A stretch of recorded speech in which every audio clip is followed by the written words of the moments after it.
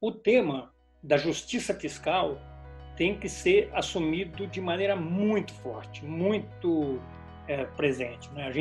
A gente vai ter um aprofundamento do quadro social portanto, a gente tem que entender nesse agravamento do quadro social que formas de transferência direta ou indireta de recursos vão ser fundamentais.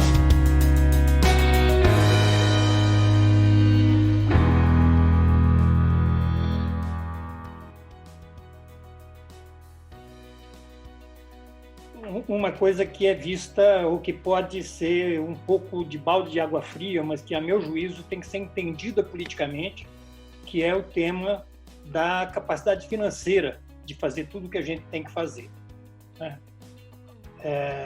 Eu acho que, se a gente entende isso, a gente entende a importância enorme de trabalhar a priorização e de trabalhar o como, que a Miriam mencionou. Nós estamos vivendo uma crise econômica, já vínhamos vivendo uma crise econômica importante, e essa crise se agrava muito fortemente agora com a pandemia, né? E ela tem vários efeitos sobre as receitas e também sobre as despesas da prefeitura, que precisam ser entendidas, certo? As receitas é mais fácil de entender, mas nas despesas nós temos um fenômeno que está acontecendo agora com a pandemia e com a crise econômica, que é um crescimento de demanda sobre serviços públicos, né? Numa área como a área da saúde, uma parte das pessoas que tinha convênio médico se transfere para o SUS, uma parte das pessoas que trabalhava, que estudava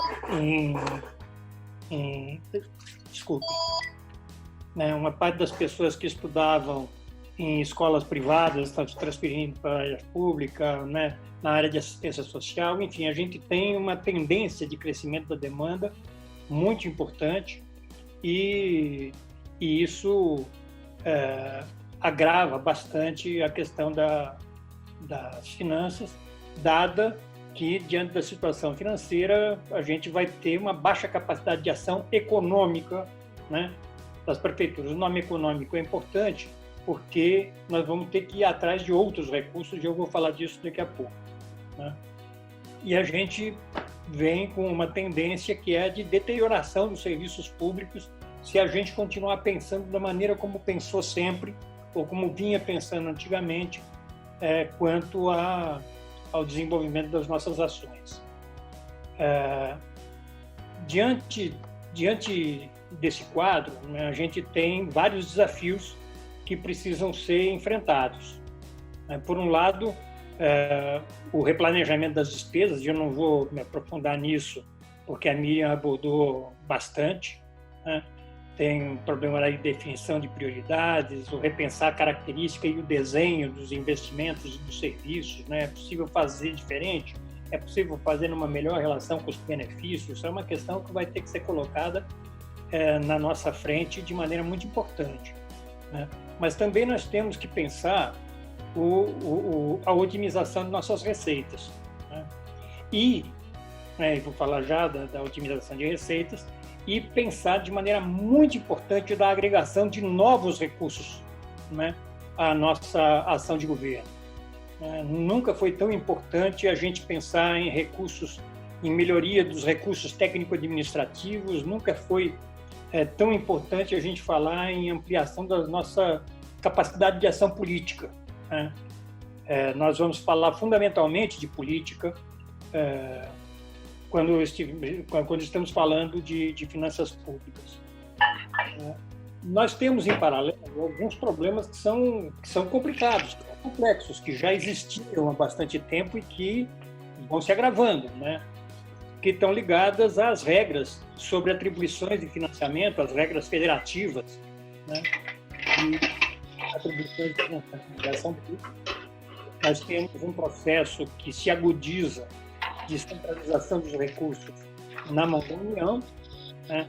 A União assume não só a definição das políticas públicas, mas também parte do financiamento da transferência, né? e isso hoje tem problemas, né? Tem problemas que a gente precisa entender.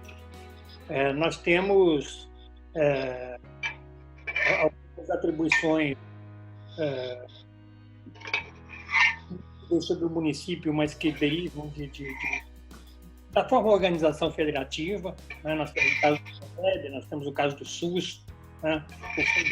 O Risco agora diz que entende que vai se expirar e está em votação em sua continuidade, ainda sem clareza das regras que virão pela frente, né? O SUS vem sofrendo uma situação de desmonte, né? Já vinha sofrendo, e isso está sendo demonstrado no processo agora de enfrentamento da pandemia, né? E temos uma paralisação das transferências voluntárias, né? Transferências que eram feitas pela União para os estados e municípios, né?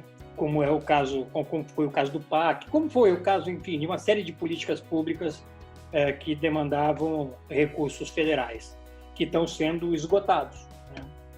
E nós temos, para mexer com tudo isso e agravar tudo isso, o tema do teto de gastos, né? O teto de gastos criou uma situação muito delicada, que está reduzindo as transferências federais para os municípios e para os estados, está colocando em xeque uma série de políticas públicas, né? E que nós temos que ter isso no nosso radar. E aí vem a pergunta: como agir, né, nesse quadro? Como as novas prefeituras, como as novas administrações vão enfrentar o tema desse novo quadro, né? E aí surgem várias coisas, né? Nós temos o tema da melhoria das receitas próprias, nós vamos ter que enfrentar isso. Eu acho que foi um equívoco nosso, no último período nosso, não termos enfrentado o tema das receitas próprias, né? E isso ganhou uma dimensão complexa, né? E nas receitas próprias nós temos uma questão que é a tema da dívida ativa, né? A gente tem um volume de dívida ativa bastante grande em Santo André, nem todo ele cobrável, né? Mas uma parte dela cobrável, e precisamos ter política para isso. Nós precisamos trabalhar a melhoria dos nossos tributos, né? No caso do IPTU, é necessário enfrentar o tema do IPTU com uma política que não pode ser a lógica do aumento do IPTU, mas sim o da reestruturação do IPTU e da transformação do IPTU num tributo justo, num tributo socialmente justo. Mas precisa enfrentar esse tema. Nós precisamos enfrentar o tema do ISS, né, que necessita de ação política. Ela não é uma coisa que a gente, como prefeitura, mexa sem consequências, né? Se a gente trabalhar com a lógica exclusiva da própria prefeitura, a gente tem o risco de ficar pondo para fora do município, para fora do território, os serviços que são importantes que sejam mantidos aqui como fonte de receita, mas é possível trabalhar regionalmente, e é necessário trabalhar regionalmente, né? Também temos que calibrar um pouco mais a contento o tema das taxas e dos preços públicos, né? Mas não vou me aprofundar sobre isso. O tema da justiça fiscal tem que ser assumido de maneira muito forte, muito presente, né? A gente vai ter um aprofundamento do quadro social e, portanto, a gente tem que entender nesse agravamento do quadro social que formas de transferência direta ou indireta de recursos vão ser fundamentais, né? Nas transferências indiretas entram a questão dos tributos. Nós precisamos, isso remete ao tema do IPTU, e nós precisamos entender a questão da progressividade como uma questão bastante forte, bastante importante, né? E isso pode valer para as demais formas, para as demais receitas próprias municipais. Nós precisamos trabalhar a agregação de novos recursos, né? E agregar novos recursos demanda normalmente alguma ação política, mas nós temos na cidade uma série de outros atores que agem ou podem agir sobre a ação política e precisa coordenar, né, a nossa ação política com a ação desses outros atores locais.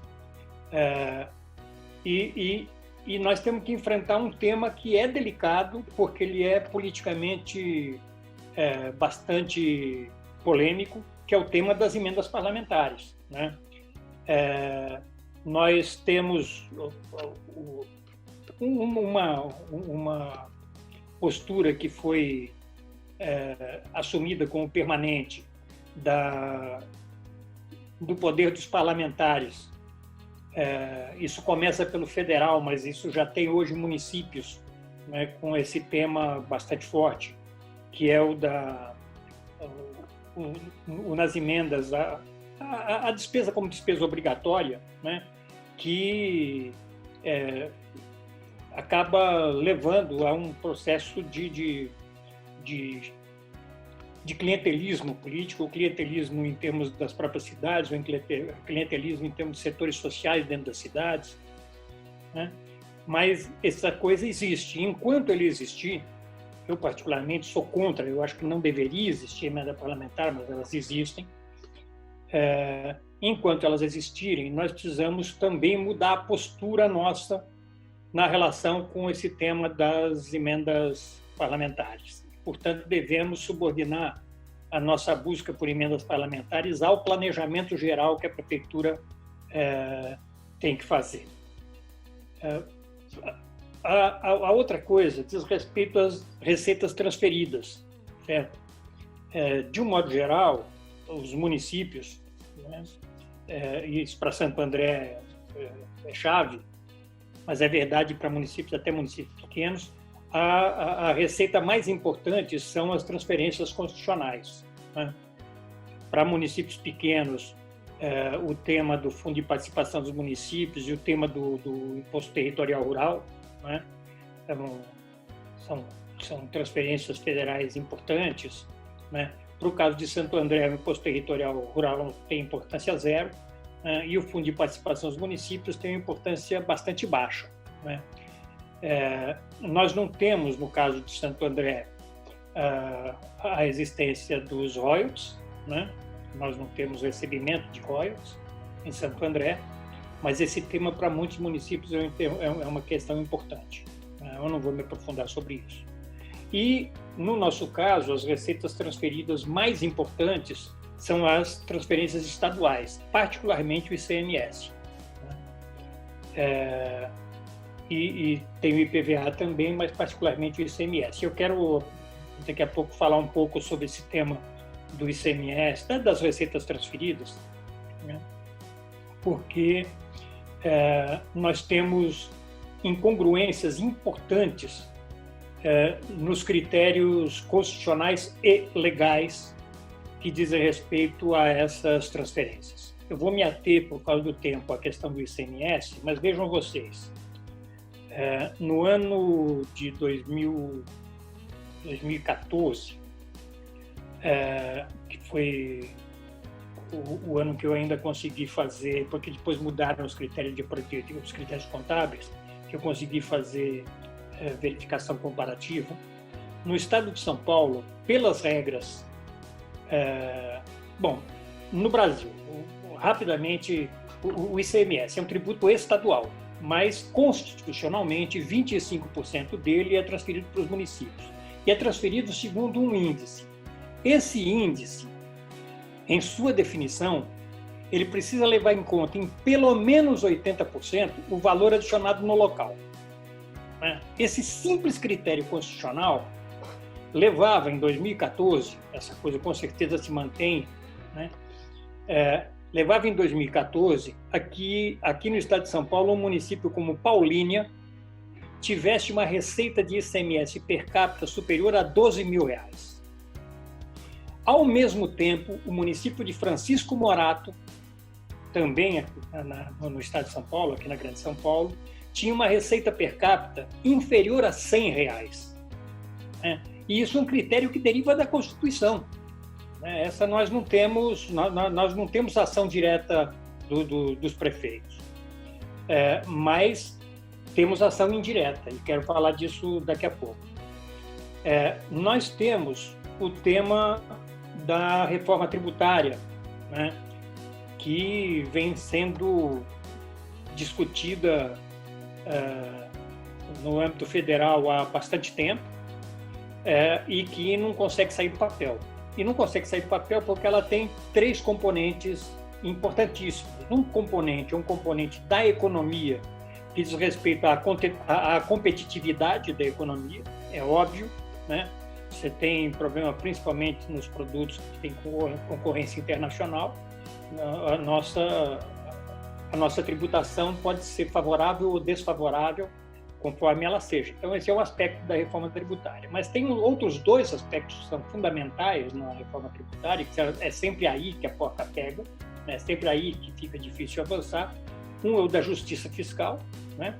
Nós temos tributos centralizadamente colocados em cima dos tributos, os chamados tributos indiretos, né?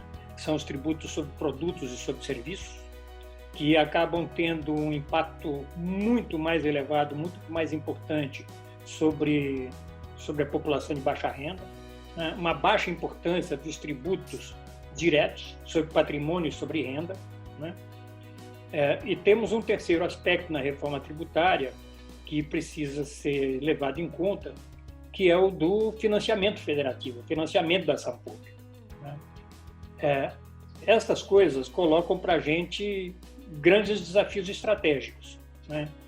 O primeiro deles, a Miriam falou deles, eu não vou me estender, diz respeito a desenvolver a gestão, né, de maneira em que ela seja capaz de enfrentar esse quadro melhor, né, enfrentar melhor esse quadro que está desenhado, né? Isso passa pela capacidade técnica e técnico-administrativa, isso passa pela otimização das ações de funcionalismo, da modernização, etc. Eu não vou falar disso, a Miriam já falou, né?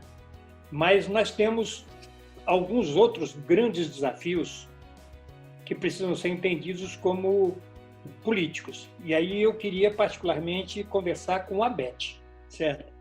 Que, na qualidade de prefeita, precisa se entender não apenas como gestora, mas se entender principalmente como dirigente política, né?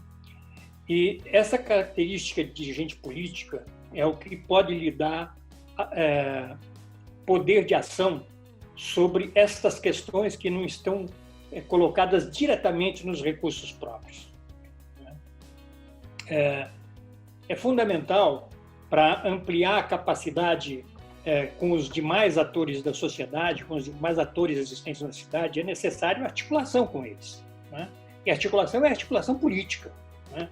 Isto é algo a ser feito por toda a equipe de governo, por toda a equipe dirigente de governo, mas ela tem por centralidade a figura da futura prefeita, né?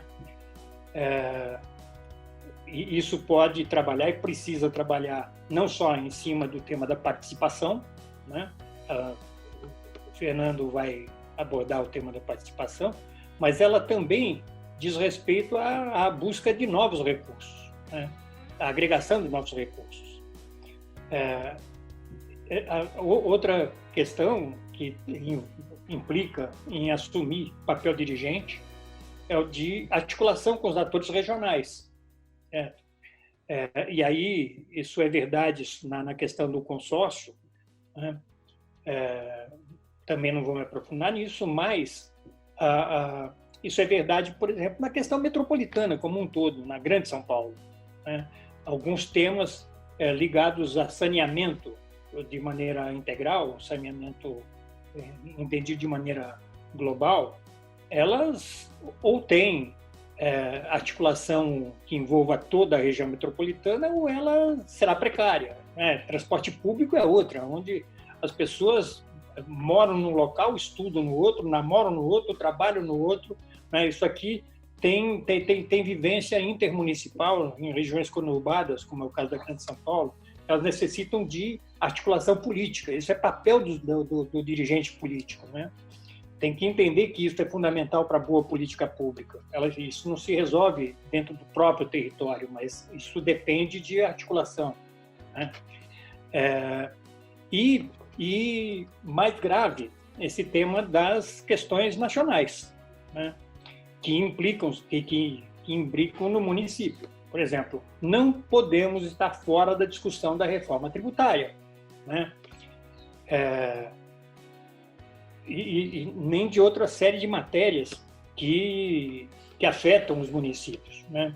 Isso leva a uma questão importante, que nem sempre é assumida com força, né? É papel do dirigente municipal se articular dentro das entidades municipalistas nacionais para trabalhar pressão, para trabalhar lobby, para trabalhar força política na direção de garantir interesses municipais nesse processo de mudanças que precisa ser feita, né? Eventuais mudanças constitucionais, eventuais mudanças legislativas, né? Então, esse papel, e com isso eu termino, né? Esse papel político é um papel que agrega recursos, sem os quais a gente tem muita dificuldade, né? Santo André, só para ter ideia, só para concluir isso, Santo André, por exemplo, nos repasses do ICMS, final da década de 70, comecinho da década de 80, tinha um índice de participação de 4,7. No último ano da gestão Grana, nós já estávamos com uma participação de 1,3. Eu não sei quanto é que está hoje. Ela deve estar inferior a esse 1,3, porque a gente continua enfrentando o tema da desindustrialização no município.